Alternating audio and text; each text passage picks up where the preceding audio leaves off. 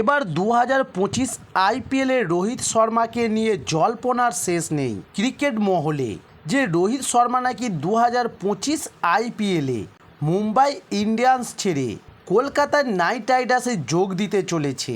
তবে এই জল্পনার মাঝে আবারও শোনা যাচ্ছে যে রোহিত শর্মা 2025 আইপিএলে চেন্নাই সুপার কিংসে যোগ দিচ্ছে। তবে চলুন আজ জানাবো এই বিষয়টা কতটা সত্যা এবং রোহিত শর্মা এই বিষয়ে কি জানিয়েছেন। তবে তার জন্য সম্পূর্ণ ভিডিওটা দেখার অনুরোধ রইল এবং আমার চ্যানেলে নতুন হলে অবশ্যই আমার চ্যানেলটি সাবস্ক্রাইব করে সঙ্গে থাকুন পরবর্তী ভিডিও পাওয়ার জন্য। চলুন শুরু করি। তবে আইপিএল 2025 বর্তমানে চর্চার বিষয় হয়ে উঠেছে রোহিত শর্মা।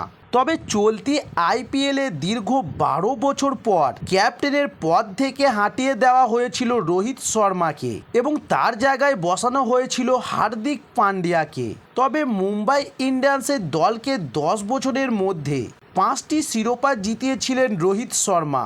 আর রোহিতকে ক্যাপ্টেনের পদ থেকে সরানোর বিষয়টি মানতে পারেনি মুম্বাই ইন্ডিয়ান্সের ভক্তরা। তবে সেই সময় রোহিতের ভক্তরা রোহিতকে অন্য ফ্র্যাঞ্চাইজির হয়ে খেলতে দেখতে চাইছিলেন। তবে 2024 আইপিএলে রোহিত শর্মাকে মুম্বাই ইন্ডিয়ান্সেই খেলতে দেখা গিয়েছে। তবে এবার আসন্ন আইপিএলে মেগা নিলামের আয়োজন করা হয়েছে। সেখানে প্রতিটি ফ্র্যাঞ্চাইজিকে প্রায় নতুন করে দল গঠন করতে হবে। তবে এই পরিস্থিতিতে মুম্বাই ইন্ডিয়ান্স ছাড়বেন রোহিত শর্মা। তবে এবার শোনা যাচ্ছে 2025 আইপিএলে রোহিত শর্মা চেন্নাই সুপার কিংসে যোগ দিতে চলেছে। তবে এবার রোহিত শর্মাকে নিয়ে বেশ জল্পনা তৈরি করেছে প্রাক্তন ইংলিশ অধিনায়ক মাইকেল ভন। তাই এবার মাইকেল ভন রোহিতকে নিয়ে তৈরি হওয়া জল্পনার প্রসঙ্গে ভন মন্তব্য করে বলেন, 2025 আইপিএলে রোহিত কি চেন্নাই সুপার কিংসে চলে যাবেন, কারণ ধোনি অবসর নিলে ধোনির জায়গাটা নেবেন। তবে যদিও এই বছর ঋতুরাজ গায়কার দলের অধিনায়ক ছিলেন, তবে ঋতুরাজ গায়কার 1 বছরের জন্য হতে পারেন হয়তো। রোহিতের জন্যই জায়গাটা ফাঁকা রাখা হয়েছে।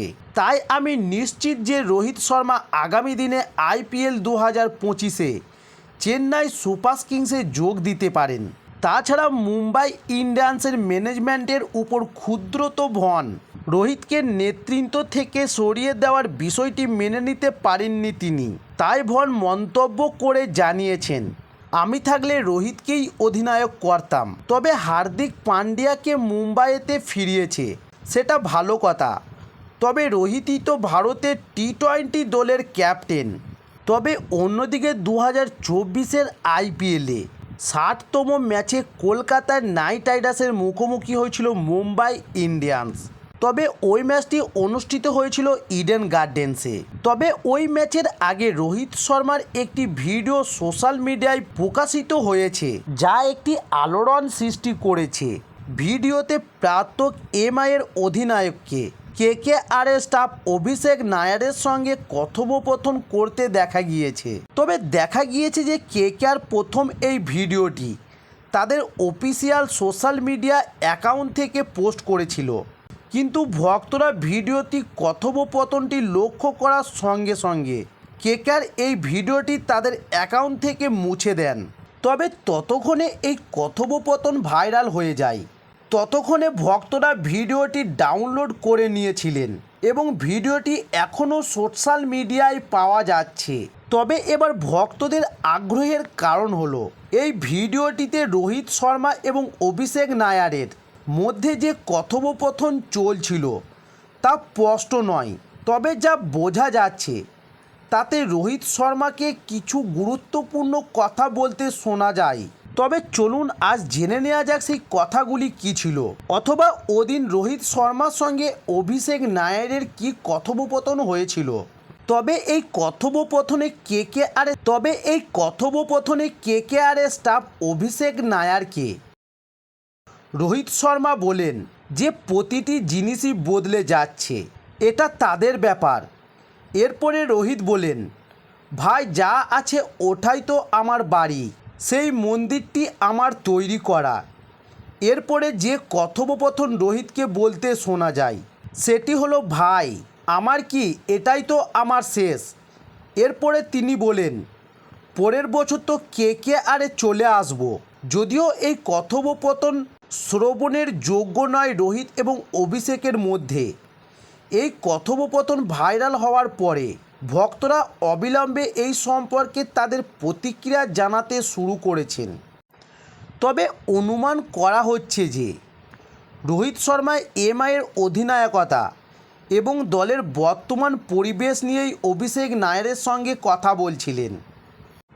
তবে 2025-এর আইপিএলে রোহিত শর্মা যদি অন্য কোনো ফ্র্যাঞ্চাইজিতে যেতে চান তবে সেটা কলকাতার নাইট রাইডার্সে যাওয়ারই সম্ভাবনা তার বেশি। তবে মুম্বাই ইন্ডিয়ান্সের টিম ম্যানেজমেন্ট আইপিএল 2024-এর আগে রোহিত শর্মার কাছ থেকে অধিনায়কতা কেড়ে নিয়েছিলেন। তবে হিটম্যানের জায়গায় হার্দিক পান্ডিয়াকে দলের নতুন অধিনায়ক করা হয়েছিল, যাকে মুম্বাই দ্বারা গুজরাট টাইটান্সের কাছে লেনদেন করা হয়েছিল। তবে এমআইয়ের ভক্তরা এখনও রোহিতের কাছ থেকে অধিনায়কতা ছিনিয়ে নেওয়ার বিষয়টি হজম করতে পারেননি।